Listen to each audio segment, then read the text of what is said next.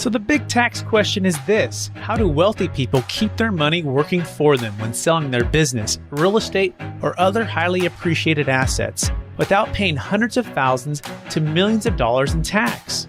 What if we, as business and real estate owners who have poured blood, sweat, and tears to growing our wealth, and who didn't hire expensive tax attorneys and CPAs to map out an exit strategy, knew their secrets? Instead of recreating the wheel, why can't we just model the way they deferred 30 to 50% in tax, paid off debt, funded their next business dream, and most importantly, leave a financial legacy to give to the causes we believe in most? What if their secrets weren't complicated at all, and you just need a guide who is a few steps ahead of you? That is the question, and this podcast will give you the answers. My name is Brett Swarts, and welcome to Capital Gains Tax Solutions. Welcome to the Build to Billions podcast, where we guide successful entrepreneurs and investors on their journey from millions to billions. We believe the key to scaling and compounding your wealth starts every single day with a mindset and practice of stewardship over ownership and applying billionaire biblical principles. Our ultimate goal is to help you scale and compound your wealth in life so you can give more, all of it away for MVPs, the most vulnerable people. My name is Brett Swarts, and every episode we're joined by some of the world's top entrepreneurs, millionaires and billionaires, and they share their secrets, wisdom, and insights with us so we can all scale and level up our impact. I'm excited about our next guest. He's out of the great state of Indiana. He is the author of The Profitable Entrepreneur. It's a practical and essential roadmap to grow and sustain your business. He has been a corporate CEO, highly successful startup entrepreneur, angel investor, consultant, and award-winning lecturer on entrepreneurship, and so much more. Please welcome to the show with me, Mr. Mike Cassidy. Mike, how are we doing? I'm doing great. Hope you're doing well too. Thanks for having me, Brett. I am. Thank you so much. And for our listeners to get to know you for the first time, would you give us just a little bit more about your story and your current focus? Sure. Well, I got to writing my book based on, I'm sorry to say, but 50 years of investing in business entrepreneurship. I started, like many, right out of college with my business degree, and I started as cost accounting manager for a local manufacturing company that had its own line of consumer products. And I learned right away that company, it had about 100 employees and 60 years old, and I found out, gosh, there's lots of dysfunction here. And as cost accounting manager, I found really where all the dysfunction was. But that company turned out to be a great opportunity for me. It was privately owned with an absentee owner who relied on the general manager. And so he and I kind of got together, and I'm the kind of person who just likes to stick my nose in where I see dysfunction and offer help. And I did that early, and I was doing a great job as a cost accounting manager, but I just saw all this dysfunction relating to that.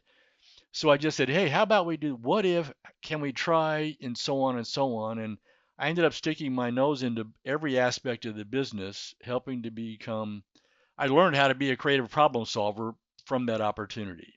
And I did that, and over time, I took over more and more, was promoted more and more, and after about 6.5 years, the owner just said, you know more about this company than anybody. Why don't you just run the thing? So I became CEO after 6 years, starting as cost accounting manager because of the opportunity I had. But I learned a lot, how to become a creative problem solver, how to work with people, how to lead teams, and the like. So from there, I did my first startup company, and I learned more hard lessons there. I realized I created a kind of a Me Too company, and the only way I could compete was on price. So I learned how to be much more strategic from that, and learned how to really create value for customers. I had a great team, and we grew fairly fast. We were growing about 30% a year. And we learned how to be a great team and be creative problem solvers for our customers. We found that that's really what customers need. And so did a great job, went from startup to really a leader of our industry niche. And after 17 years, my leadership team wanted to buy the company. So that provided the opportunity. Well, what am I going to do next? Well, of course, entrepreneurs who sell their company become consultants, right? So I did that. But at the same time, I had an opportunity to join what was a startup opportunity within Purdue University. They were creating a certificate in entrepreneurship and innovation. I spent 15 years there helping students learn not necessarily how to become entrepreneurs, but learn how to become the best employee that company's ever going to hire, because they learn all about markets, customers, competition. So I will say to them, when you're on that team and your boss comes in and says, hey, let's do this, you might say, well, does the customer need that? Should we talk to the customer? What do they really want? Who are we competing with? How can we beat those guys? And the boss would look at you and say, you need to lead this team. So I asked them always, is it okay if I just help you make more money the rest of your life by providing you more opportunities? So anyway, that's where I got to after 15 years writing my book. I thought, I have my own methods, my own methodologies, and I've spent all my life training, developing people. I can write this down Got it. and get a book that will really not be what I did, but help Yep. people understand how they can do it for themselves. Excellent. Love it. By the way, if you want to learn more about Mike Cassidy, you can go to buy his book on Amazon, but you can also go to fortressstrategygroup.com, fortressstrategygroup.com, The Profit Entrepreneur. You can also go to Amazon and look up The Profitable Entrepreneur or the profitableentrepreneurbook.com. So a lot of places. That being said, let's dive right into the number one secret to being a profitable entrepreneur. Mike, what is it? Well, it's really, I guess, my first lesson is don't do this to make money. Have your primary objective be, wait, how can we best satisfy our customers? If you have a mindset of really understanding your customers and what they want to accomplish and how you can sort of insinuate yourself into their business model, and they'll welcome you to do that, if they view you as a trusted advisor and not just someone who's looking for the order, how can you help your customers compete better, make more money? And you really have to create a relationship with them and learn how to do it, but they'll welcome you in, believe me. Okay, that's pretty simple, and it makes sense, right? Primary objective is the primary objective is to best satisfy our customers' desires, right? Yes. Identifying a pain point, what don't they want, and then moving them towards what they do want. Be a trusted advisor, compete better, make more money, all of those, whatever those might be. Okay, great. That's number one. That's pretty simple. What is the secret number two to becoming a profitable entrepreneur? Well, with the secret number one, I want to just spend a moment developing that. I have a 3-step process to get that done. And in fact, I even have a registered trademark phrase. It's called "Be different in what matters," and I boil that down to "Be dwim." And to create that relationship with your customers, you're really learning what matters to them. What are they trying to accomplish in their business? And you spend time, and I even have a script of how do you get that done. You don't try to sell your stuff.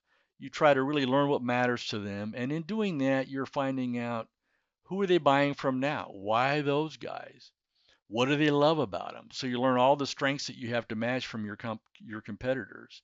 And you find gaps that you can then fill. So you know what matters and who they're buying from now, and you learn how to be different from your competition in what matters. And all the while your team and you're pitching them, you're learning from them, what do they really want? You have an idea and it might look like, I'm sorry to say, imagine this, your idea for them might look like a computer mouse. But through this process and learning what matters to them, you might find out, well, what they really want is something that looks more like a PowerPoint pointer, let's just say. So you learn how to iterate and really innovate your idea to filling the gaps and really creating the product, and it's including your service, your business model for what they really want. So you learn, what matters and how to be different from them. You're learning all the while how to be profitable, because you're pitching these things and you're going to create more value. So you don't have to compete on price. You can really compete on value and show them that, you're going to be a better solution for them. So in the long run, you're really just the better value for them. Okay, I think I got it here. Let me tell you what you think. So value equals iterate and innovate to the gaps for the needs and desires of your customer. Well said. Yep. Okay, this is cool. I like it. So, by the way, we have a saying here at Capital Gains Tax Solutions. It says everything matters, right? And if you ask someone, and I'm curious how you define this to folks. Hey, what matters? And they'll go through what matters, right? And then we add one little thing. Well, what matters to you the most, right? And then we focus like a laser on those top two things because it's the 80-20 principle that if we can solve those top two things, the rest of the domino falls. Yes. or the stuff is irrelevant or takes care of itself. So yeah, I 100% get that. What matters to you the most? Also your spouse, your family, or whoever those things are, your team members, who are the stakeholders. I like that. Who are you buying from now? So you would say, hey, who is your trusted advisors, or who's whatever the thing is that you're selling, or whatever the things that's, or even it's not necessarily a direct competitor, but who are you buying from now? And what do you love about them most? Although if it is direct competitor, that's even greater insight. And then you figure out, well, what don't you love about them the most? You figure out those gaps. And then you say, all right, let's innovate and let's solve that. Is that a fair summary? It is. And if I may just add a bit to that, when you're asking these questions, and I even script them out, and there's a script in my book, but you will find out things like, you're asking them, well, what do you love about it? So you learn everything you have to match, but you say, well, what could they do better? And you find out, for example, maybe they require to place a purchase order. And you go, well, what would you prefer? Well, we really prefer an online portal where we could just place our order online with no contact. But could it be such that maybe we could check the status on the order? And we go, oh, yes. What if we did that? And then you could even check the stat and then schedule the shipment and choose your deliveries. You see where I'm going with that. You then have, by brainstorming with your customer, you've created a whole new business model, customer interface. And again, you're becoming, as you learn and insinuate yourself into their business model, you're becoming, and here's what I really tried to do with all my customers, become indispensable to them. I would hear from our customers over time, Mike, we can't imagine our company without you guys. And I knew we made it because we were their creative problem solver. We were their trusted advisor. And it helped us expand the scope of our business. Started out as a manufacturing company, and we went from there to a warehouse distribution company. And then before that, we got to be their product designer. We'd actually help them design their products at a lower cost. And that all got to be because we earned their respect as their creative problem solver. I love this. By the way, people know more about Mike Cassidy. You can check out his book, theprofitablentrepreneur.com, theprofitablentrepreneur.com. Okay, great. Let's move on to secret number 2, because secret number 1 was, the best strategy to satisfy your customers. What is secret number 2? Well, that was learning how to be different. And so in all that, you really are recreating your company. And when you do that in the way that I describe it in the book, this isn't the entrepreneur doing this. This is the entrepreneur with his or her team. And it's an interdisciplinary team. And that's essential because as you're making these discoveries, your team and with each iteration, your money people are calculating cost. Your designers are designing the thing. And so you're really making sure that you can offer, when you're done, it's a profitable product. Not only does it satisfy the needs and wants of the customer, but you can make money. And because it's with your team all along, you're going, wait a minute, can we do this? Because you're making a promise to your customer, but you must deliver on that promise. So your team is really helping you craft your business model in such a way that you have all the competencies that are required. And maybe you find you have some if with this last iteration, that brings us, we don't have the people or the process for that. And your team will go, well, they'll brainstorm. Well, here's what we can do. So that way, the secret, the second part of that secret, once you learn what matters and how to be different, your team is now helping you craft that winning business model that can profitably deliver that product on time to the customer, no questions asked. And so that way, again, indispensability. You are that one for your customer. Okay, what's the next step? What's secret number 3? I guess I kind of spilled it. So 1, 2, 3, what are you going to do? How are you going to do it? And then design all that so you're doing it profitably, so everything just flows in. You have created that winning business model that gets it all done right and on time. Okay, so what are the top 1 or 2 mistakes people make when it comes to implementing these secrets? Well, again, sometimes, the entrepreneur feels it's incumbent upon him or her to be the brain, to be the one who thinks through and comes up with the solution and makes the decision. And yes, sometimes you have to do that. But it's like with brainstorming, I like to throw out, if people can visualize this, you throw out your idea and it's here. But you do it and so you go, okay, what do you think? And then so, well, then, and their idea is a little better. And so the brainstorming, you're now building a pyramid of ideas that gets you higher than where your idea. And what's the benefit of that? Well, through that brainstorming, now there's shared ideas and joint ownership. It's not the boss's idea, it's our idea. And everyone is invested in how can we make that work? And then everybody understands their part of it. What's their role? What do I bring to this? How do I fit in? And so I like to say this. I'm trying to bring people through my book to build a culture of innovation and execution where everyone you find a way to get them keying off uh, the Gallup's idea of strength.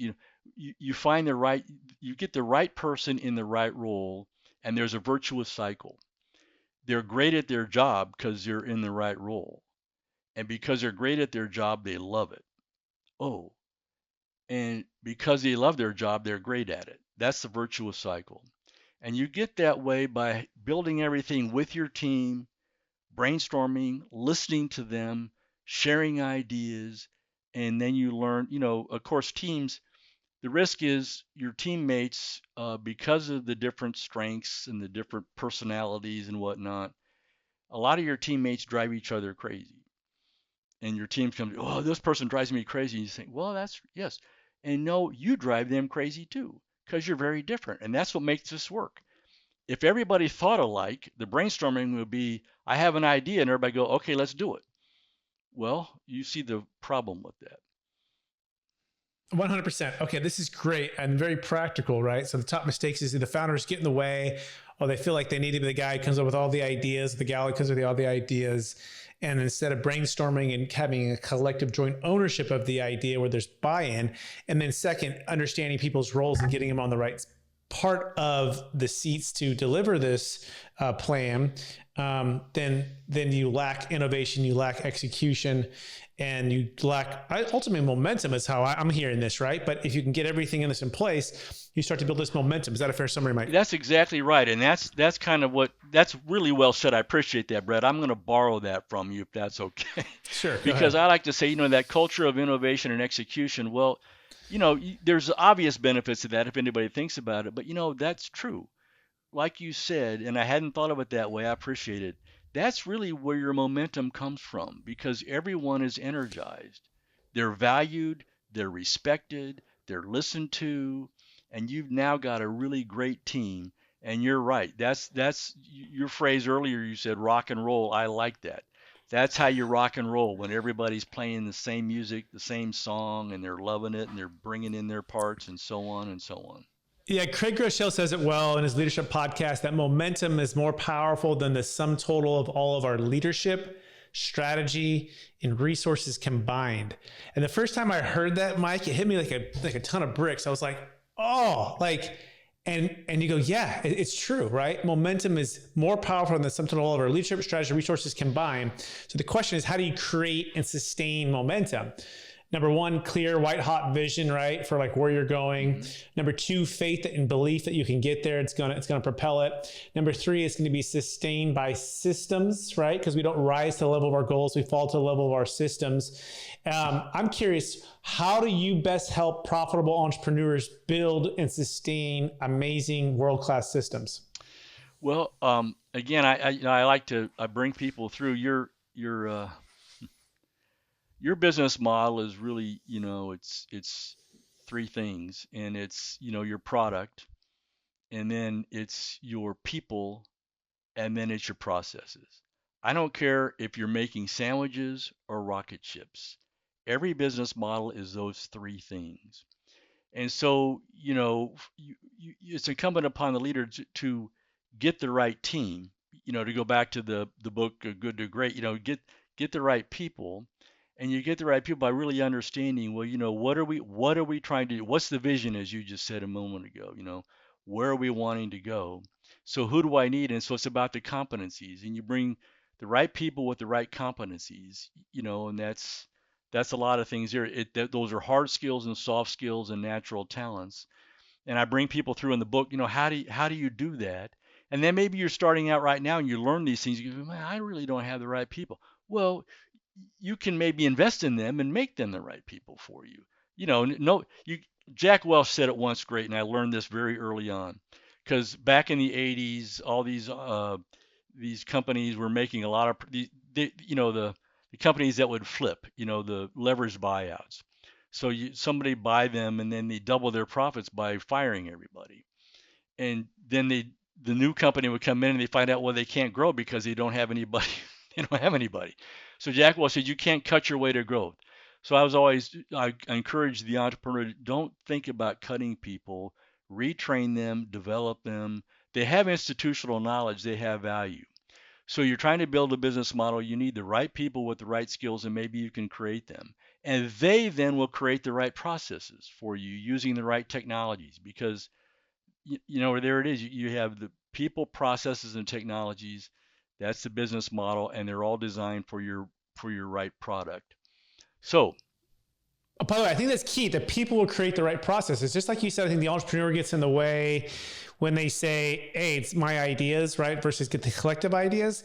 I think that maybe they get in the way if they go, well, it's got to be done in this process or this way, versus like, hey, let your skill set number of people, your skill set designer people, your skill set marketing people or sales people, like let them create the processes, right? Don't feel like you have to get in the way. Do you agree with that, Mike? Perfect. Well said. Exactly.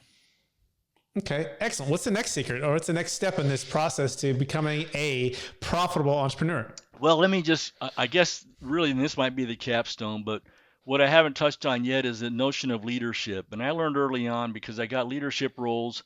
I had leadership roles before I really earned. I mean, I earned them because I got things done, but I really didn't understand what's the leader.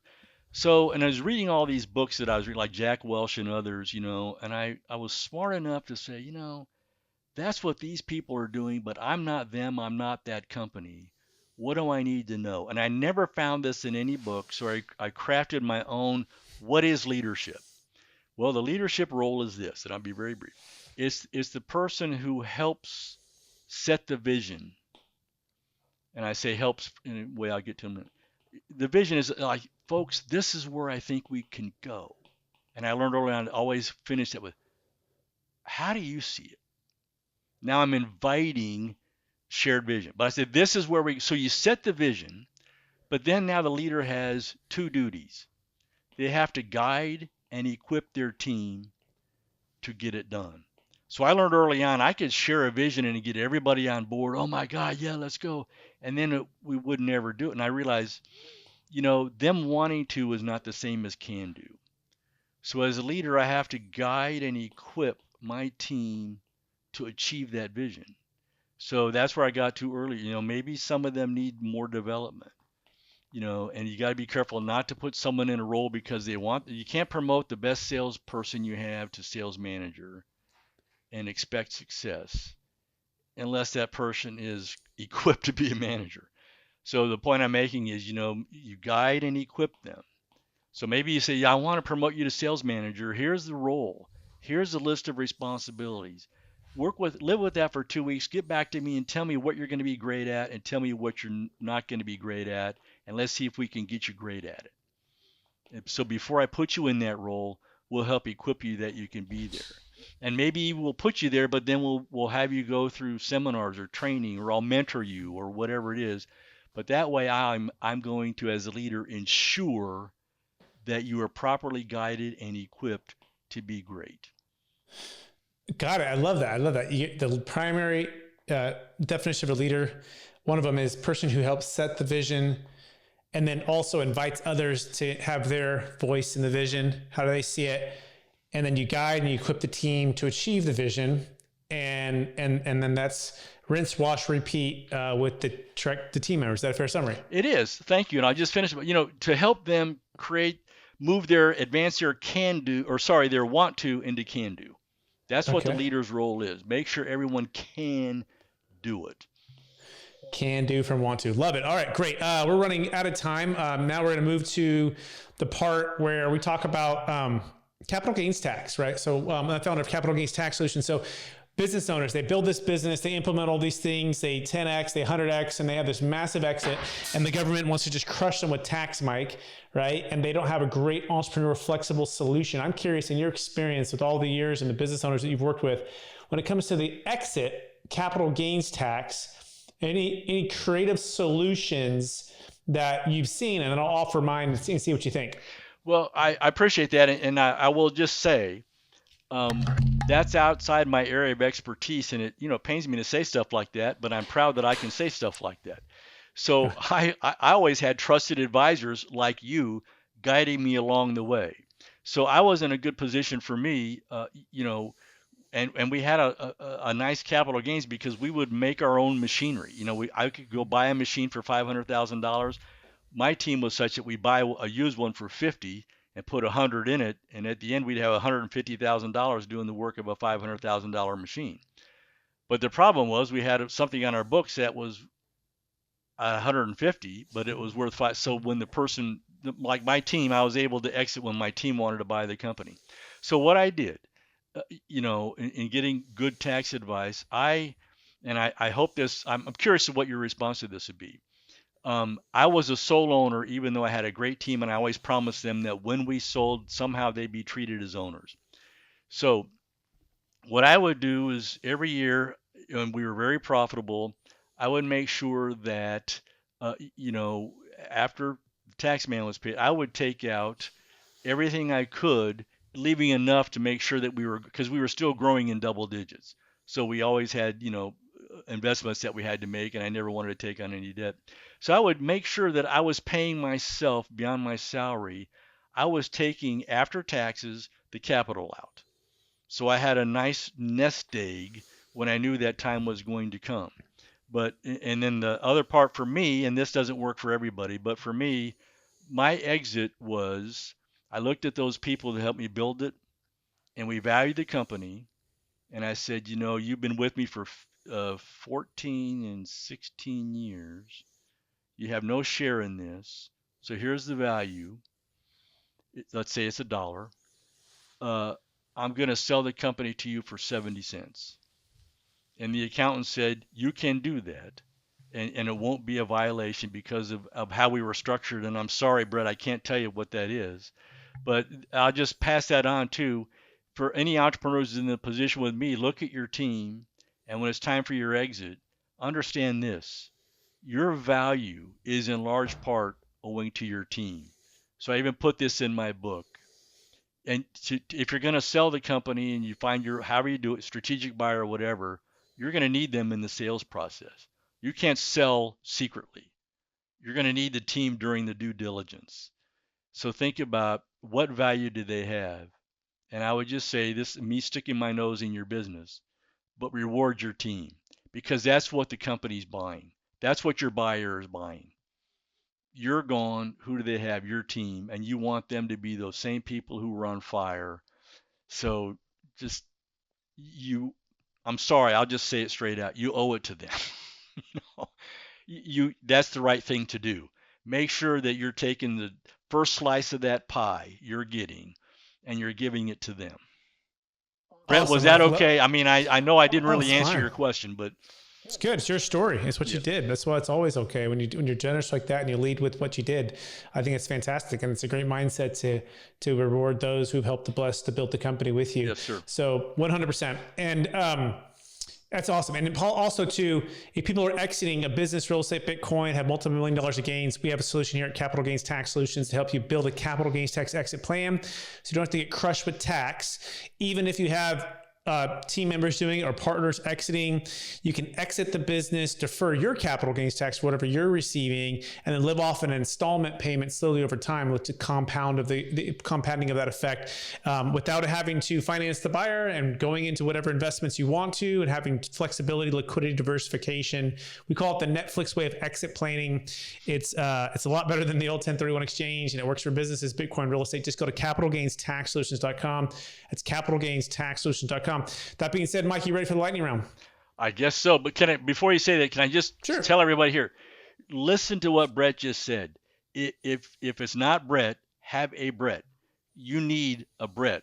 And you just heard why you need him just now.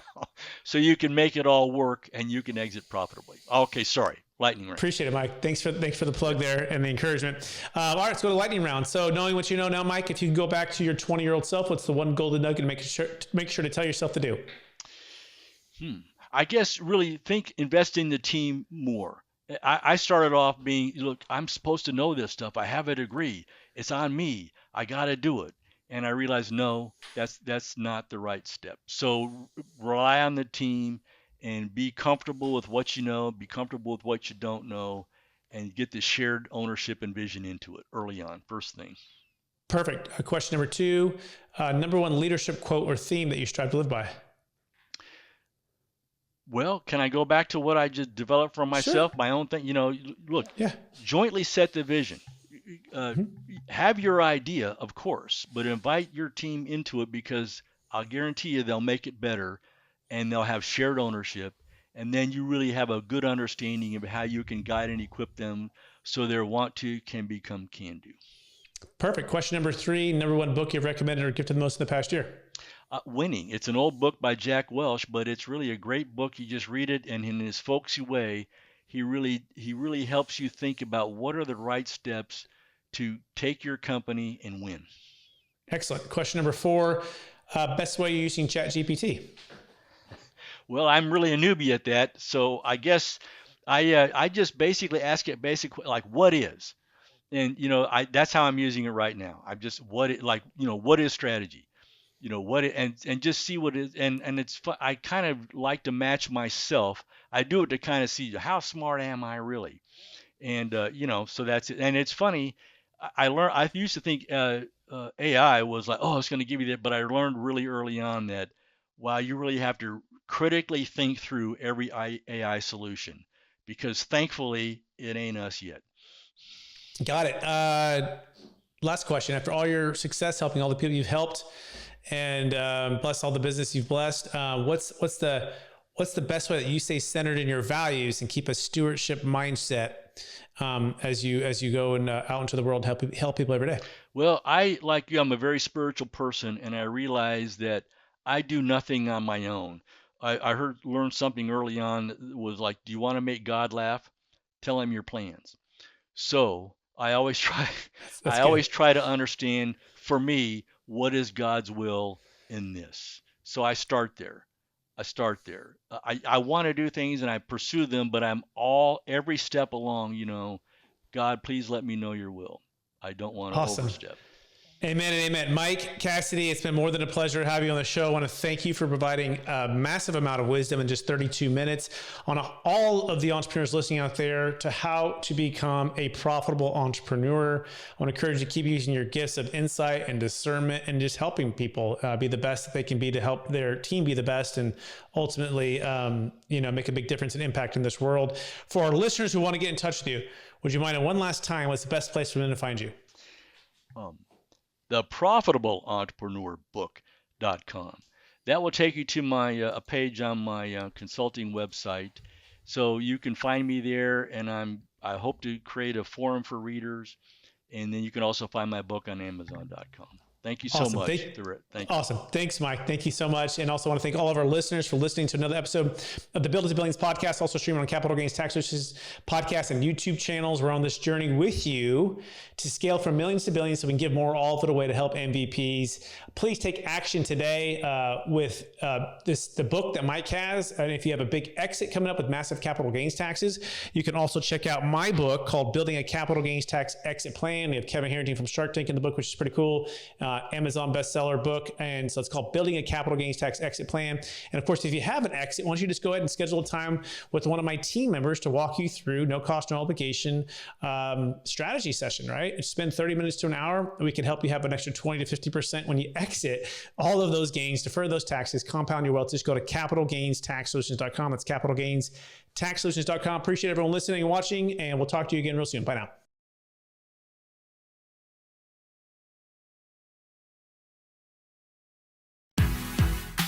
You have just listened to another information-packed episode of Capital Gains Tax Solutions with Brett Swarts. We hope you enjoyed today's show and found it helpful. Visit capitalgainstaxsolutions.com to access the show notes and to access more resources. Don't forget to leave a review and join us again next time.